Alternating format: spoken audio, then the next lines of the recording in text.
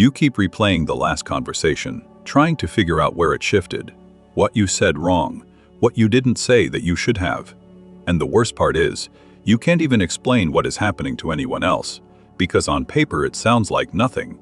She didn't insult you. She didn't cheat. She just changed, pulled back, got distant, started responding differently. And now you are the one who feels crazy for caring so much about something you can't even name.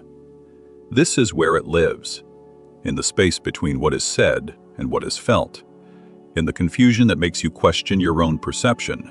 You are not imagining it, but you also can't prove it. And that is exactly how these patterns work.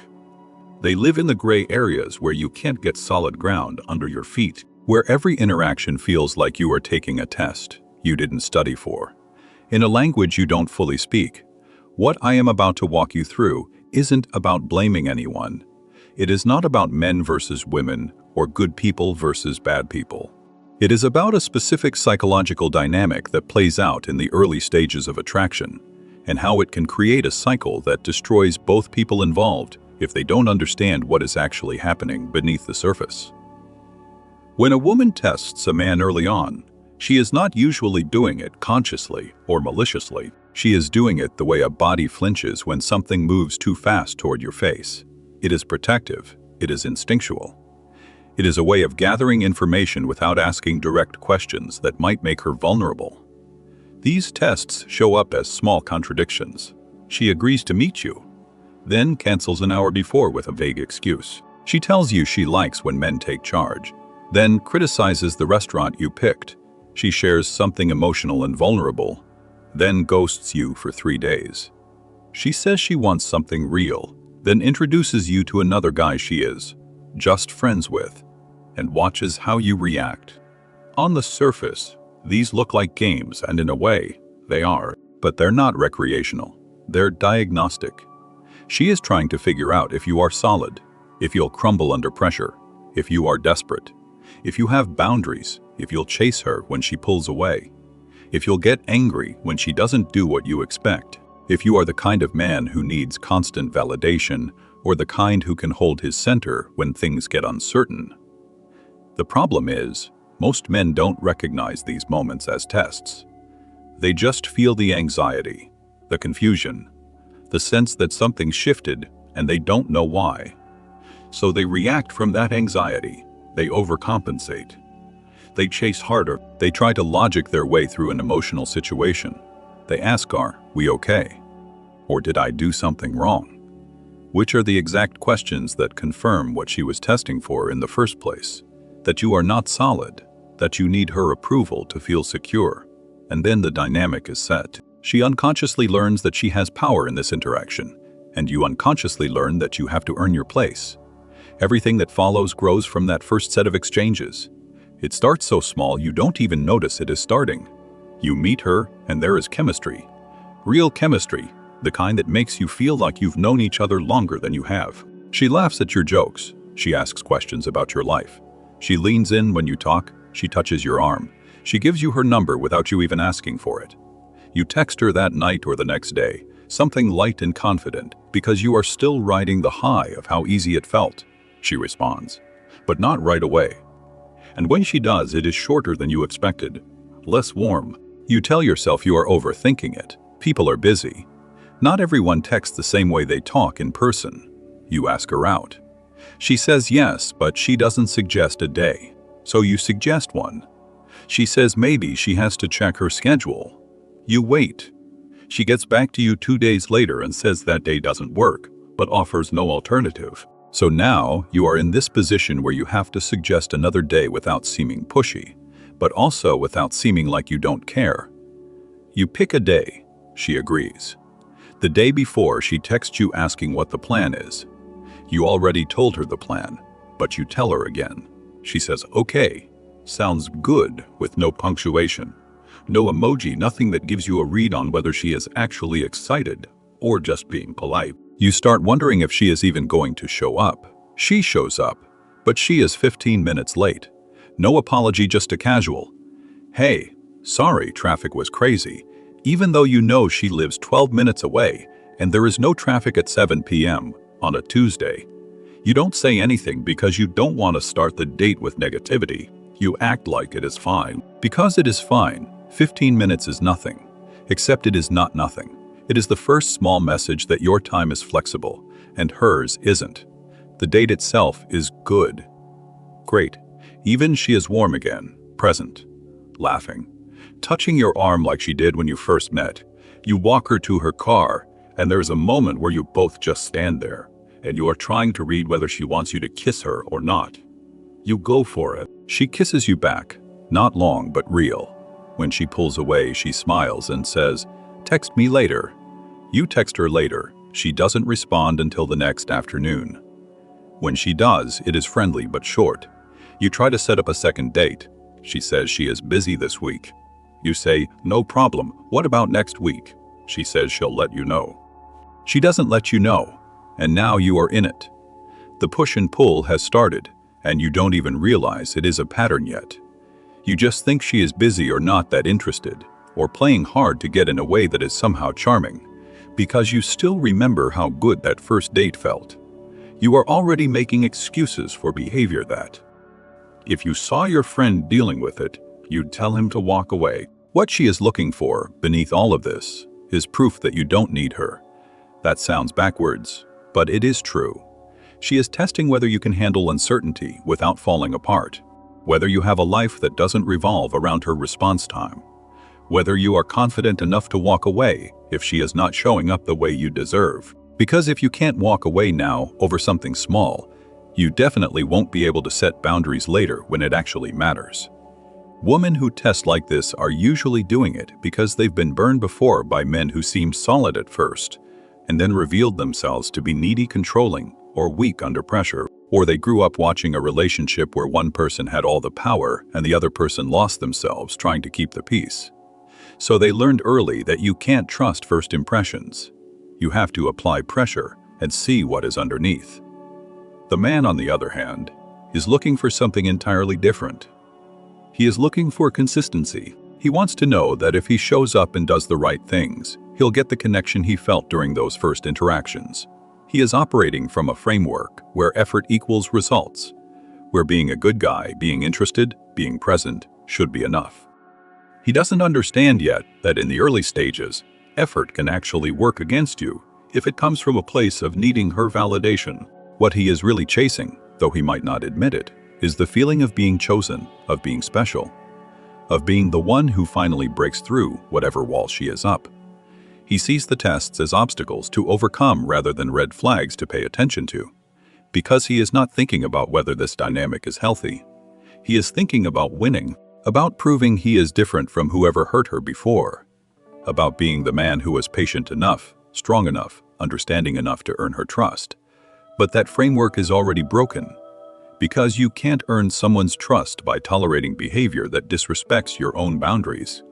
And she can't build trust with someone by testing whether they'll accept breadcrumbs. Both people are trying to protect themselves, but they're doing it in ways that make real connection impossible. The escalation happens in layers. At first, it is just the hot and cold.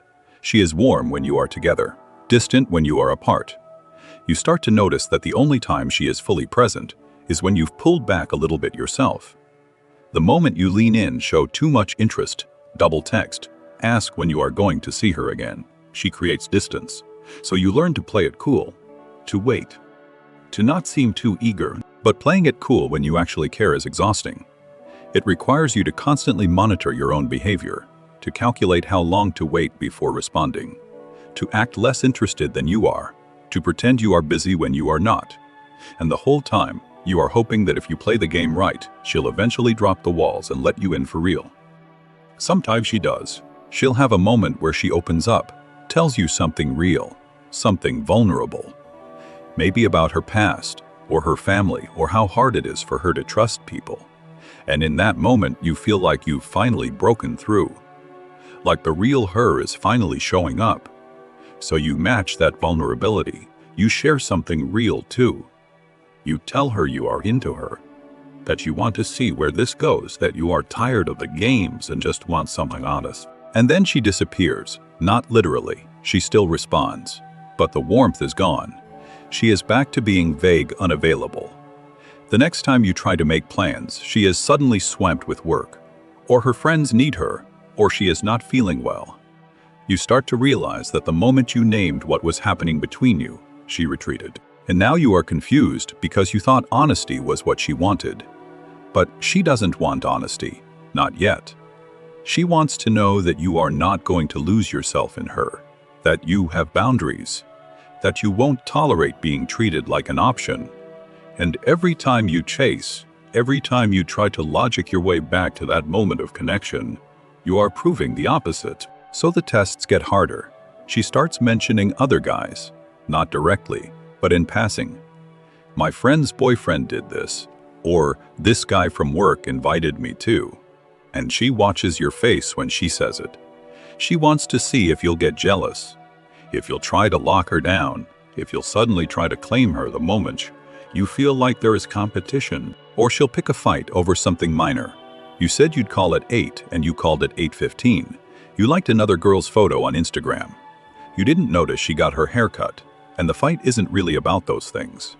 It is about seeing if you'll scramble to fix it, if you'll apologize for things you didn't do wrong, if you'll bend yourself into shapes just to make her happy again.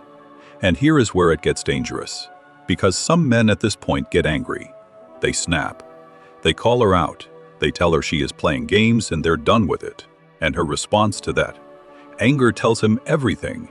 If she apologizes, if she admits she is scared and she has been pushing him away, then maybe there is something real there. But if she gets cold, if she says he is overreacting, if she punishes him for having a boundary, then he should walk.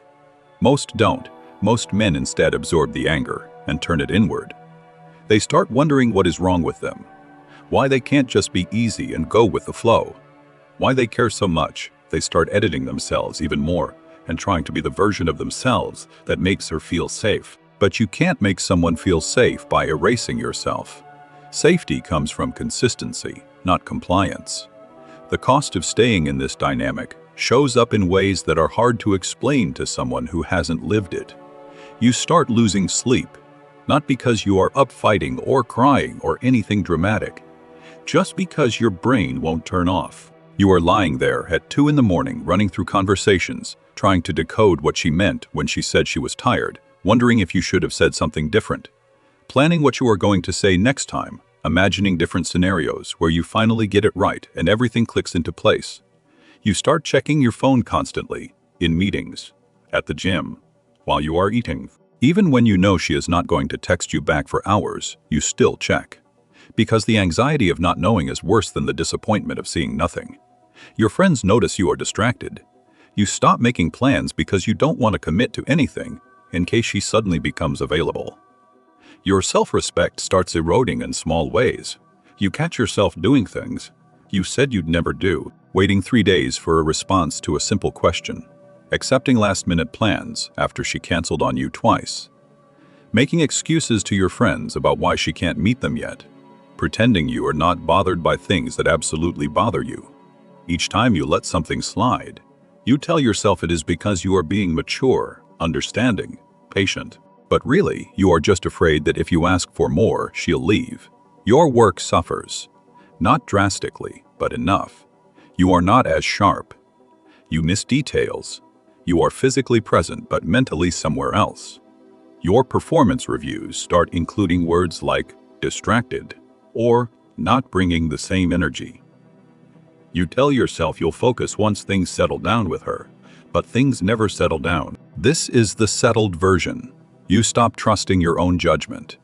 Because every time you think you know what is happening, she does something that makes you question it. Just when you decide she is not that into you and you should move on, she sends you a long text at midnight about how much she appreciates you.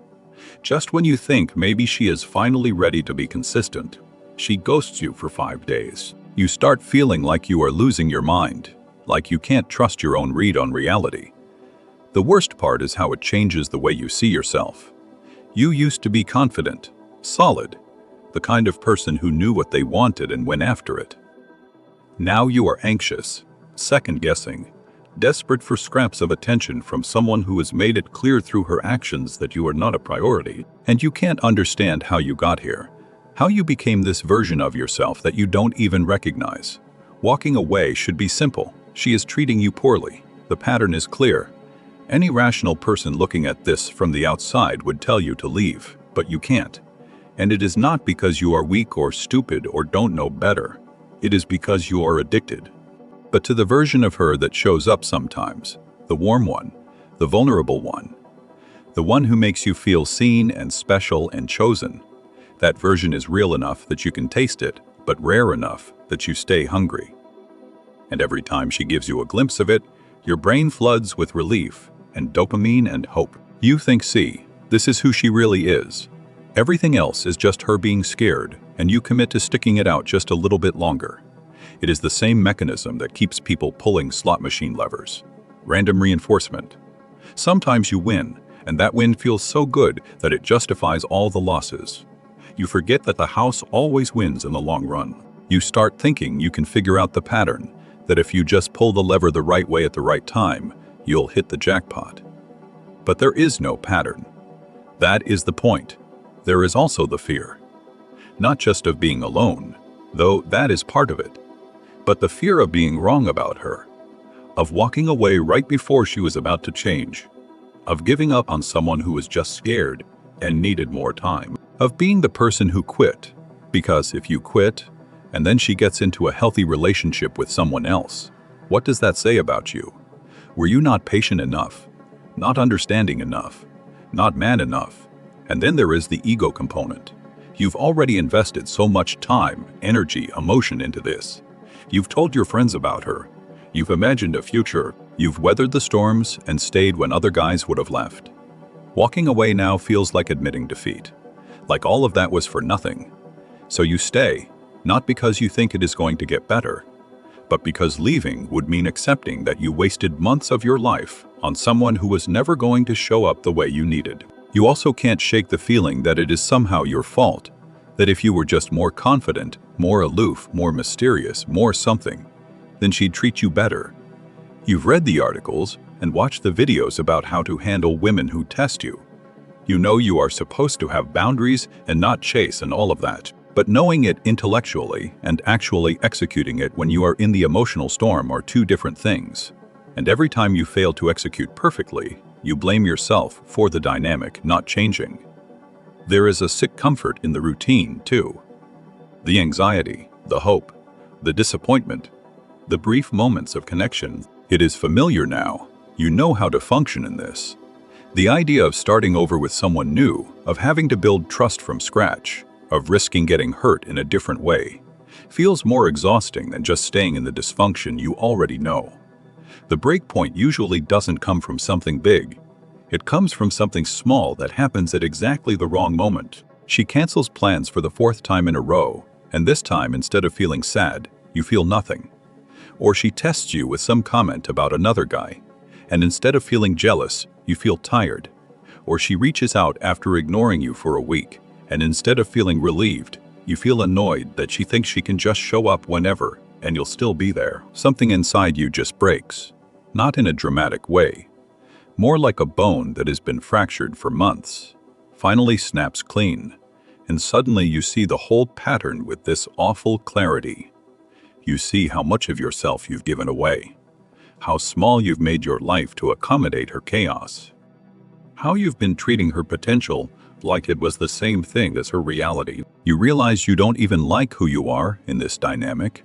You've become someone who begs for basic respect, someone who celebrates breadcrumbs like they're a full meal, someone who is so focused on winning her over that you forgot to ask whether she is even someone worth winning.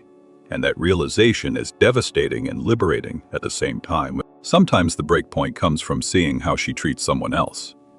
You watch her be consistently kind and available for a friend or a coworker, and you realize she is capable of showing up when she wants to. She has just chosen not to show up for you.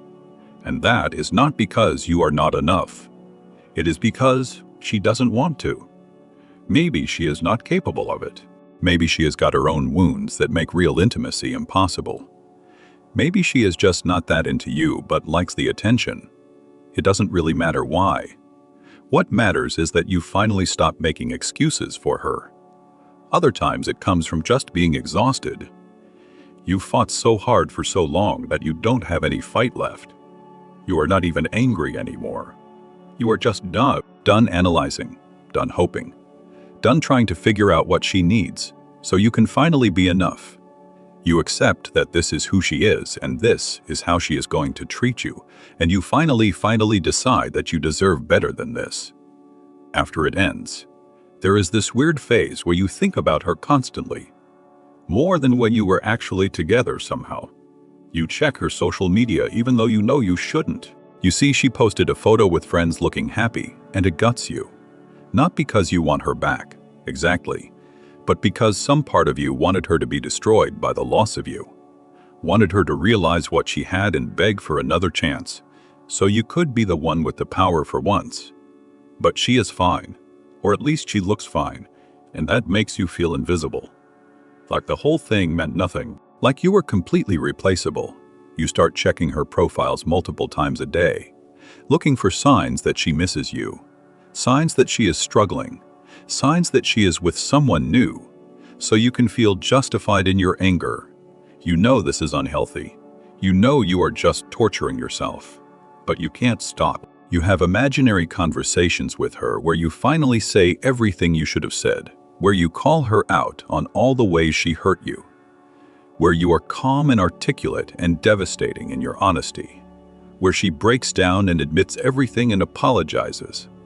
You replay these conversations in the shower, in the car, while you are trying to fall asleep. Sometimes you draft long texts that you never send. Getting the words out feels like it should help, but it doesn't, because she is not reading them. She is not having these imaginary conversations with you. She is just living her life. You start trying to improve yourself in ways that are really just about proving something to her. You join a gym. You buy new clothes. You post photos that show how well you are doing, how much fun you are having, how you are thriving without her. But you are not doing these things for you. You are doing them so she'll see and regret losing you. You are trying to win a game that is already over. Some men try to replace her immediately. They download dating apps and start talking to other women, trying to find someone who will make them forget. But it doesn't work because you are not actually ready. You are still carrying all the damage from the last dynamic. You are suspicious. You are testing the new women the way she tested you. You are looking for signs of the same patterns. And when you find them, even small ones, you run. Or worse, you stay and try to prove you learned your lesson this time, that you won't be the weak one again. But you are just repeating the cycle with a different person. The obsession fades slowly. It doesn't happen all at once. You'll go a whole day without thinking about her, and then something small will trigger the memory. A song, a street corner, the way someone laughs, and you are right back in it for a few hours, feeling everything all over again. But gradually, those moments get further apart. You stop checking her social media. You stop crafting perfect responses in your head. You stop caring whether she is happy or struggling or with someone new. Here is what nobody tells you about this kind of dynamic. It is not really about her. It never was. It was about you learning where your boundaries are by watching them get violated. It was about you discovering that people will treat you exactly how you allow them to treat you, and that love without respect isn't love at all. It was about you realizing that you can't negotiate someone into wanting you the way you want to be wanted.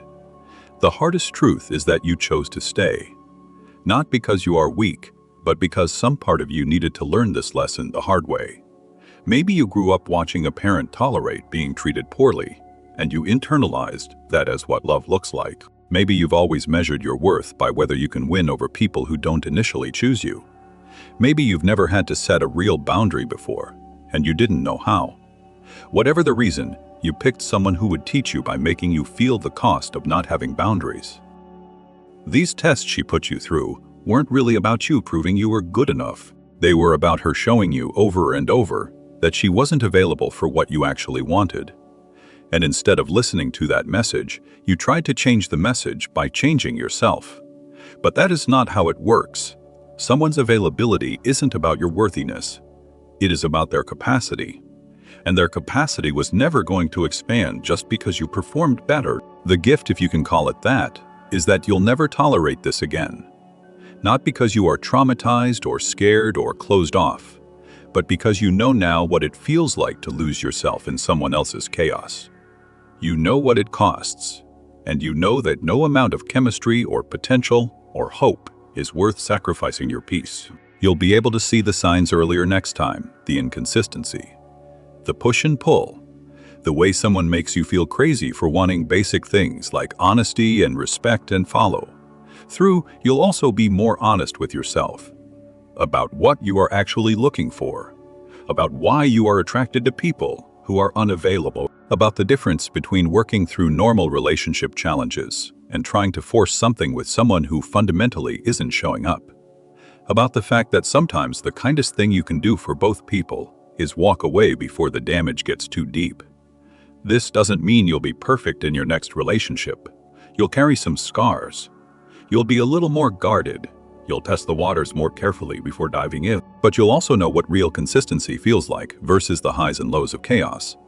You'll be able to tell the difference between someone who is scared and learning to trust versus someone who is just not that into you but likes having you around. You'll have the self-respect to leave when you need to instead of waiting for permission or closure or some perfect final conversation that makes it all make sense. And eventually, you'll meet someone who doesn't make you feel like you are taking a test every time you interact. Someone who shows up when they say they will. Who doesn't play games because they're secure enough to just be direct. Who makes you feel calm instead of anxious. And you'll realize that all the chemistry you felt with her was just your nervous system responding to uncertainty. Real attraction can be quiet, steady, safe. It doesn't have to feel like you are constantly fighting for air. The point of going through this isn't to make you bitter or scared or convinced that all relationships are games. The point is to teach you that you are allowed to have standards. That walking away from someone who can't meet you halfway isn't giving up. It is growing up. That you don't have to earn someone's consistent respect and affection.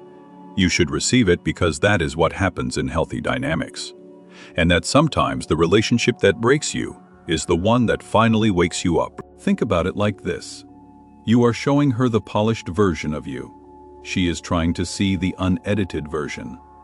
Your words are trying to tell her who you think you are. Your reactions tell her who you actually are. That is why some of her tests feel unfair. You are thinking, why is she assuming the worst of me? I did not do anything. You are right, you did not. But she is not only reacting to you. She is reacting to what life already taught her. Maybe she gave a man loyalty before, and it got used against her. Maybe she trusted a man who seemed put together, and then saw him flip into control and jealousy once she got comfortable. Maybe she watched her mother submit to a loud, insecure man and pay for it for years. You are not just dealing with her. You are dealing with her memory. You are dealing with her fear of repeating the same mistake again. So yes, sometimes she will test you, even though you personally did nothing to deserve suspicion. That is reality. A lot of good men hate that, but a lot of women feel like they do not have any other option. A woman will test you early to figure out if she can respect you. Respect is everything. Attraction without respect dies. Comfort without respect turns into boredom. Interest without respect turns into playing with you to pass time. She needs to know if you are a man she can actually respect in the long run or just a nice distraction in the short run. How does she test for respect? She looks for how you hold your frame. Frame just means your internal center. Your standards, your self-worth. Example, if she is late and does not acknowledge it, and you act like nothing happened because you are scared to bother her, she learns something. She learns that you are willing to lower your standard to keep access to her. She learns that you are scared to lose her. She learns that you are already negotiating with yourself. You think you are being chill. She reads it as you being available to be slowly disrespected. Now, imagine the same moment, but different you. She is late. She sits. You are warm, but you also say, hey, next time just let me know. I do not sit around guessing. That is all. No anger, no guilt trip, just truth. Look what that does. You kept calm. So you are not emotional. You said what you expect. So you have a standard. You did not punish her. You did not ignore it. So you are not weak. You just quietly showed leadership. That is attractive. You have to understand that most women are not looking for a man who obeys. They are looking for a man they can feel safe following. Very different energy. Obedience is not attractive. Stability is control is not attractive. Leadership is. Those tests in the beginning are her way of asking a silent question. If I relax around you, will you hold things up, or will you drop everything on me? She is also testing how thirsty you are. This one is harsh, but it is real. If you are too hungry for her, she cannot trust anything you say. You will promise anything to get her. She knows this. She knows what men will say just to get access. The more desperate you are, the less your words mean. So she will do little things to see how fast you bend. She will pull back and see if you chase like crazy. She will mention another guy to see if you get jealous and start competing for her. She will make a small boundary and watch if you start auditioning to prove you deserve her. She will let an uncomfortable silence sit and see if you start panicking to fill it. Why does she do that? Because desperation is dangerous. Desperate men are not stable. Desperate men lie. Desperate men pretend to agree with everything. Desperate men mirror her opinions just to stay in the game. Desperate men say, I am fine. I am cool. I am chill. Then later they explode when she pulls back. Desperate men are romantic in the first week and bitter in the fourth. She needs to know if you are that kind of man, so she tests. Let us flip this for a second and enter her head. A woman meets a man. He looks good. He talks smoothly. He is giving attention. She feels something. Now she has a problem. If she lets her feelings lead, she puts herself in danger. If she shuts her feelings off, she might lose something that could have been real. So what does she do? She applies pressure and watches. That way, she can still feel you, but she gets data. That is how she keeps both emotion and protection at the same time. It is not always conscious. A lot of women do this naturally without sitting there thinking, I am running a test right now. It is instinct, just like men automatically scan a woman for loyalty signs, without admitting that is what they are doing. We are all reading each other from the start. We just do not admit it out loud. Here is the part most guys never realize. When she tests you, she is not only looking for who you are, she is also looking for who she becomes around you. This is huge. Pay attention to that. Women are very sensitive to their own reaction to a man. She is asking herself, do I become calm around him, or do I become anxious? Do I feel safe to be soft, or do I feel like I have to keep my guard sharp? Do I respect myself when I am giving this man attention? Do I like my own behavior when I like him? If she feels herself slipping into ugly behavior around you, she will test you even harder. Because now she is not just worried about you. She is worried about losing control of herself. There is also ego in it. We have to be honest.